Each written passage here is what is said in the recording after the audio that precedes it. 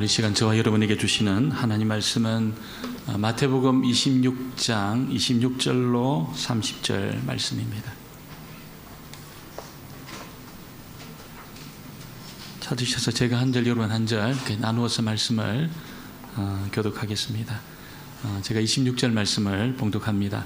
그들이 먹을 때에 예수께서 떡을 가지사 축복하시고 떼어 제자들에게 주시며 이르시되 받아서 먹으라. 이것은 내 몸이니라 하시고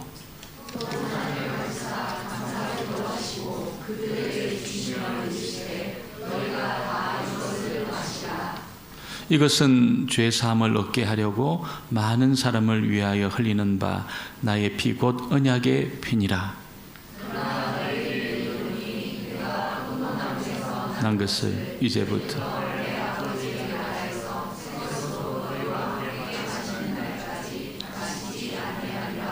같이 보겠습니다. 이에 그들이 찬미하고 감람산으로 나아가니라. 아멘.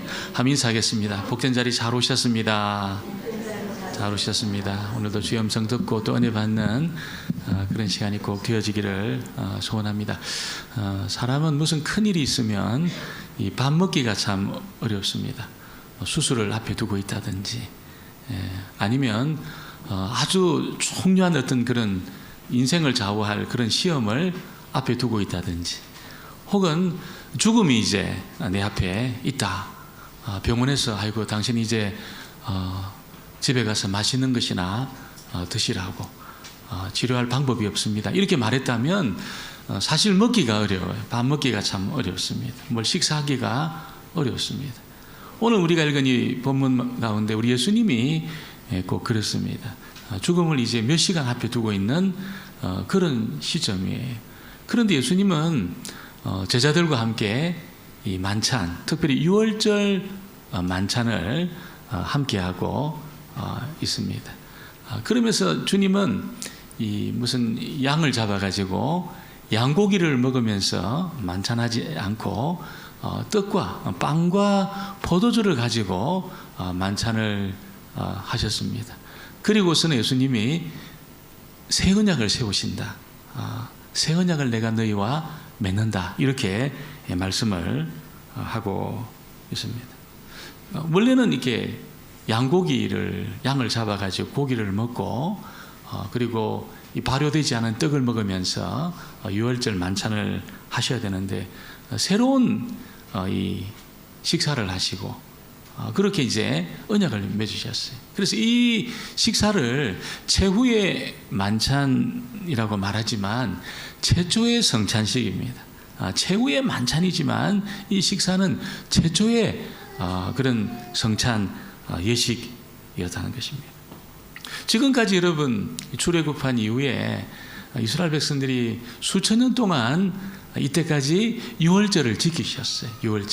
유월절을 지키고 양을 잡고 또 발효되지 않은 그런 떡을 먹으면서 유월절 식사를 했습니다. 그런데 그들 중에 어느 누구도 있잖아요. 유월절에 죽은 이 어린 양이 예수님을 가리키고 있다는 것을 아는 사람이 없었습니다. 양고기 먹고 발효되지 않은 그런 난 같은 거죠. 난 같은 그런 빵을 먹으면서 가족들하고 이렇게 식사를 하고 축제의 시간을 보내었지. 이것이 정말 어린 양이 예수님을 가리키고 있다는 것을 알고 있는 사람은 없었습니다. 오늘 예수님은 오늘 보니까 이제 이 떡을 떼어 주시면서 이게 내 몸이다 이렇게 말씀을 하고 있습니다. 26절을 다시 한번 보겠습니다. 26절 말씀입니다. 그들이 떡을 때에 예수께서 떡을 가지사 축복하시고 떼어 제자들에게 주시며 이르시되 받으라. 이것은 내 몸이니라 하시고 사실 이 떡하고 이 빵하고 몸이 어떻게 연결이 사실 잘 안 됩니다. 몸은 몸이고 떡은 떡이지 연결이 잘 안 됩니다.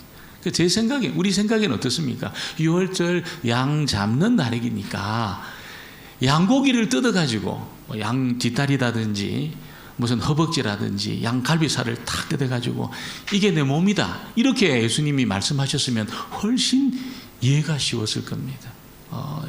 양고기하고 몸하고 좀 유사하잖아요. 그렇지 않습니까? 램 있잖아요. 램. 그거 얼마나 맛있습니까? 싹 구워가지고 이걸 주면서 야 이게 내 몸이다. 그래서 그 양고기를 탁 뜯으면서 이게 예수님 몸 상당히 연관성이 있습니다.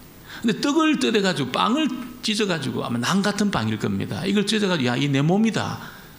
뭔가 이게 연결이 잘 안 되는 것이 또 마음에 와 닿지가 않습니다.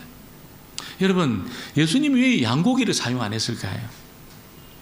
램 이거 탁 뜯어가지고 주면서 야 이 내 몸이다 이렇게 하시면서 이 새로운 언약을 세우신다 이렇게 안 하시고 떡을 떼가지고 주신 이유가 뭘까요, 여러분? 여러분 이것은 의미가 있습니다. 유월절 예식은 이제는 지나가고 이제는 새로운 시대가 왔다는 것을 주님이 떡을 사용해서 유월절 잔치를 배설하시면서 그렇게 설명을 하고 있다는 것이죠. 그러니까 예수님은 유월절을 끝내는 분이라는 겁니다. 떡을 탁 떼가지고 주시면서 이제 양고기 먹지 마라. 양고기로 하지 말고 이제는 내가 유월절을 끝낸다. 그러면서 떡을 떼어가지고 주셨습니다. 여러분 그러면서 예수님은 유월절 양처럼 자신이 이렇게 찢어진다는 것을 우리에게 알려주고 있습니다. 완전한 양으로 주님이 죽으시면서 자신의 몸을 찢었기 때문에 이제는 더 이상 양을 잡을 필요가 없다는 거예요. 어린 양을 잡을 필요가 없습니다. 그럼 어떻게 합니까? 이제 떡을 먹으면서 예수님 먹으면 됩니다. 예수님 먹으면 됩니다. 양 먹을 필요가 없이 예수님을 먹으면 된다는 것을 알려주고 있습니다. 우리가 무슨 식인종도 아니고 예수님 어떻게 뜯어 먹습니까? 여러분 예수님이 오병이어의 기적을 행하신 이후에 있잖아요. 똑같은 이야기를 하셨어요. 오병이어의 기적을 행하고 나서 유대인들에게 그 이제 영적인 의미를 설명하면서 예수님 뭐라고 말씀하시냐면 내 살을 먹어야 이 참된 양식인 내 살을 먹어야 너희들 영원히 산다. 참된 음료인 내 피를 마셔야 너희들 영원히 살게 된다. 이렇게 말씀하셨습니다. 내 살을 뜯어먹고 내 피를 마셔야 너희들 생명이 있고 영원히 산다. 이렇게 말씀을 했습니다. 그 유대인들이잖아요. 벌떼같이 일어난 겁니다.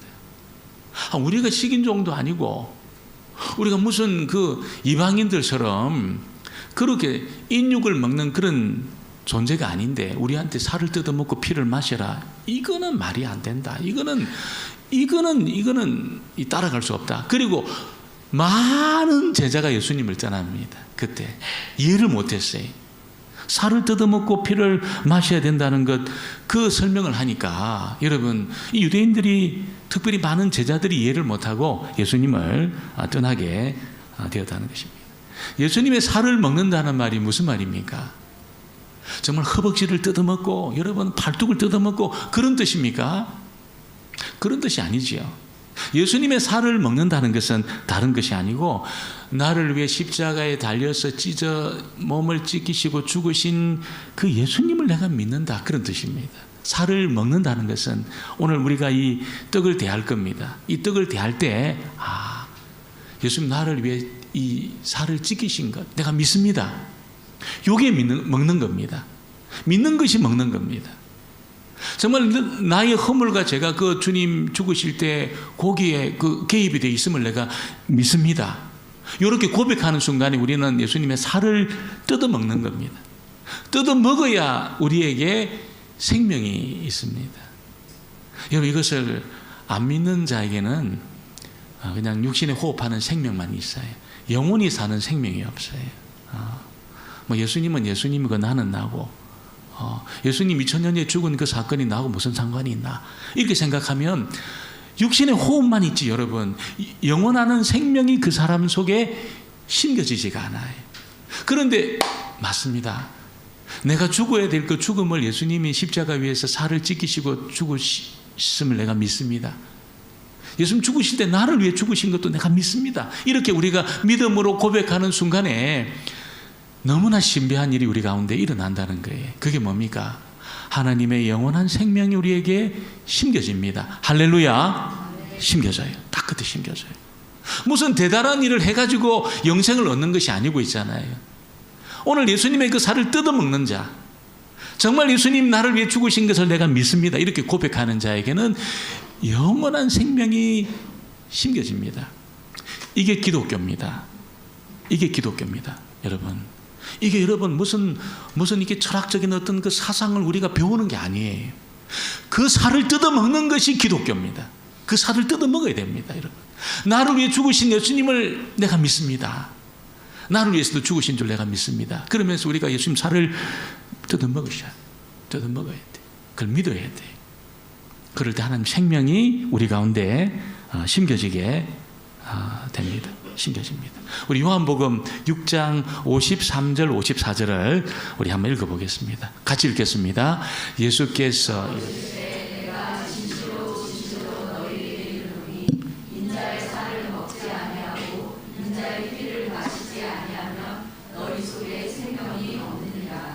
내 살을 먹고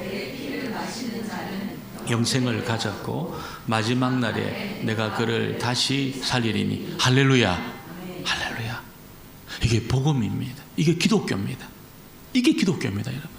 예수님 살을 뜯어먹는 것이 기독교입니다. 우리가 철학적으로 여러분 무슨 이성적으로 여러분 이걸 어떤 그런 지식을 쌓아가는 것이 기독교가 아니고 이 살을 뜯어먹어야 됩니다. 뜯어먹을 때 여러분 진짜 하나님의 생명 우리 가운데 심겨지는 거죠. 하나님의 생명이 심겨집니다. 여러분, 그리고 우리가 죽어도 우리를 다시 살린다는 거예요. 안 뜯어먹은 자는 못 삽니다, 여러분. 오늘 제가 강단에서 그 비밀을 알려드리지만 예수님 살을 안 뜯어먹으면 여러분 마지막 날에 다시 살아날 수가 없어요. 살아날 수가 없어요. 뜯어먹으셔야 돼요. 정말 나를 위해 죽으셨다는 것을 내가 믿을 때 여러분 그 믿음이 나를 살려냅니다. 죽어도 살려냅니다. 다시 사는 여러분 길이 있는 줄 믿습니다. 이걸 믿습니까, 여러분? 아멘 소리가 너무 작아요. 너무 작아요. 그 정도로 하면 안 돼요. 이거 믿으셔야 됩니다. 다시 사는 길이 있습니다. 죽어도 있잖아요. 다시 살아나는 길이 있습니다.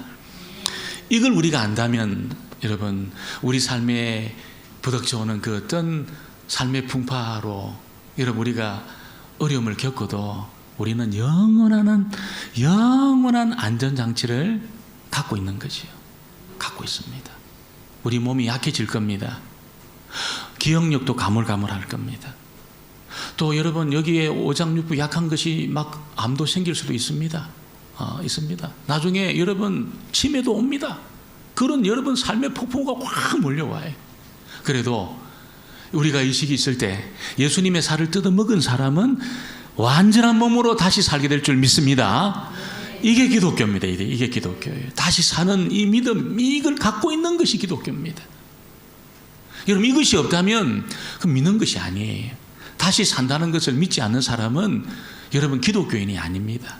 기독교인이 아닙니다. 이걸 믿어야 이 피가 흐르는 여러분 이게 막 이런 여러분 이거 원초적인 어떻게 보면 이 신앙이 있잖아요.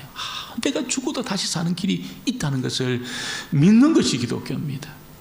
이걸 믿어야 여러분 그는 정말 고상한 신앙을 갖고 있는 것이죠. 그때 다시 살게 될 겁니다. 마지막 날에 다시 살게 될 겁니다.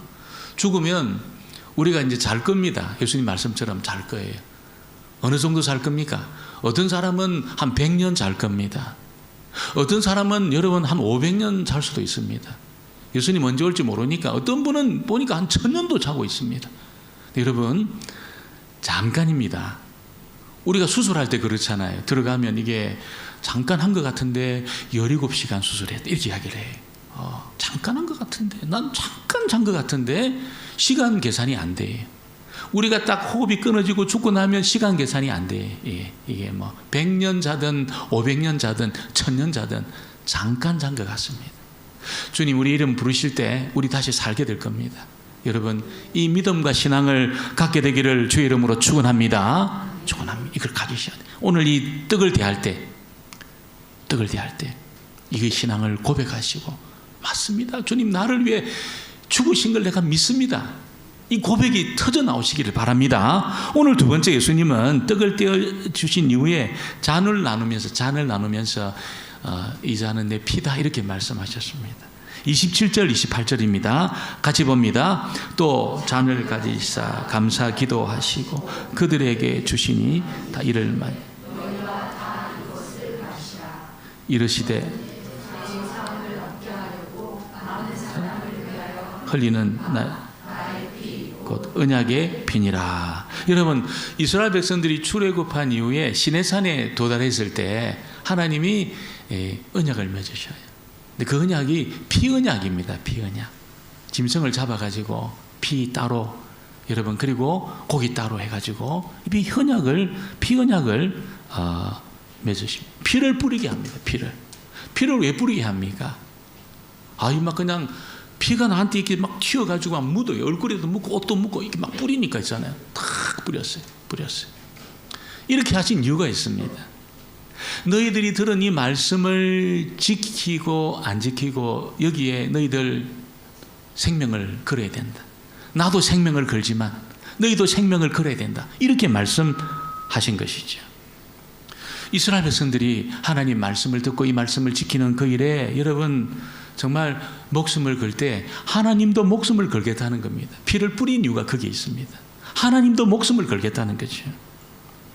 대신 이스라엘 백성들이 하나님 말씀을 버리면 그들이 피를 흘려야 되는 겁니다. 그들이 목숨을 내어놓고 피를 흘리는 그런 일이 있다는 거죠. 이게 이제 구약에 맺어진 피 언약입니다.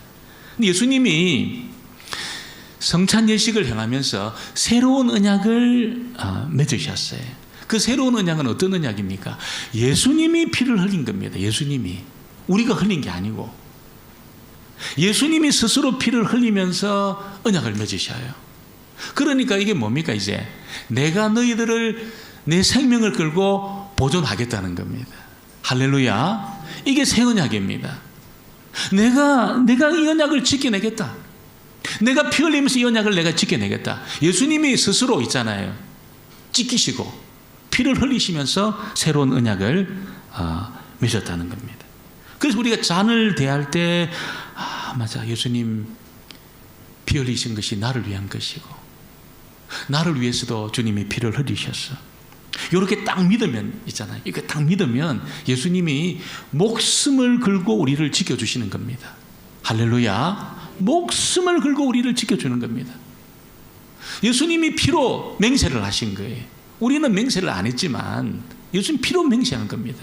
너희들 이것을 믿을 때, 내가 너희를 위해서 피 흘렸다는 것을 믿을 때 내가 목숨을 걸고 너희들을 지켜내겠다. 이렇게 말씀하신 겁니다.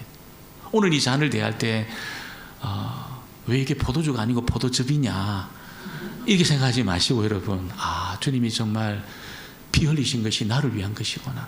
나를 위해서도 피 흘리셨다. 이걸 믿음으로 예수님이 목숨을 걸고 저와 여러분을 지켜내는 그런 은혜가 있게 되기를 주의 이름으로 축원합니다. 오늘 세 번째는 예수님이 성찬 예식을 행하시면서 여러분 떡과 잔을 구분을 하셔요. 떡과 잔을 구분을 하셔요. 피와 살을 이게 따로 떼었다는 겁니다. 따로 떼는 것처럼 여러분 떡과 잔을 구분을 하셨습니다. 사실 몸과 피는 하나입니다. 하나. 뗄 수가 없어요. 셰익스피어가 쓴 그 베니스의 상인에 보면 그 고리 대금업자 샤일록이라는 사람이 돈 빌려주고 엄청 고리 그 이자 붙여가지고 받아요. 그런데 베스니온가 어떤 그 사람이 돈이 필요했어요. 너무 돈이 필요해가지고 이 샤일록한테 돈을 빌립니다. 그러니까 샤일록이 야, 너 보증을 누가 써라 하는 거예요. 그러니까 그 친구를 너무 사랑하는 안토니오라는 사람이 보증을 써요. 내가 보증을 쓰겠다. 이 사람은 변호사하고 사실 샤일록하고는 대결하는, 너무나 샤일록이 싫어하는 그런 사람이었습니다. 네 보증 서라. 만일 돈을 못 갚으면 네 가슴에서 1파운드 살을 내가 떼내겠다. 사인을 해요. 근데 결국 베스니오라는 그 사람이 돈을 못 갚습니다. 돈을 못 갚아요. 그러니까 이제 그 계약서를 내면서 안토니오는 이리 와. 그래서 가슴에 살을 1파운드 이제 떼가려고 합니다. 가슴에 살을 1파운드 떼면 어떻게 됩니까? 엉덩이 살은 뭐 떼도 괜찮은데 가슴에 살이 없잖아요. 이게 떼면 죽습니다. 이걸 떼면 죽어요. 정말 가슴에. 뭐 옆구리라든지 뭐 이런데 허벅지 이런 데는 괜찮은데 가슴은 떼면 죽습니다. 안토니오 죽게 된 거예요. 그때 안토니오가 뭐라고 이야기합니까? 살은 떼가지만 1파운드 떼가 피는 흘리지 말라니. 나 피 흘린다는 말 안 했다 내가. 그래가지고 여러분 그 샤를록이 이게 못 떼나가는 거예요. 어떻게 살을 떼면 피가 안 흘립니까?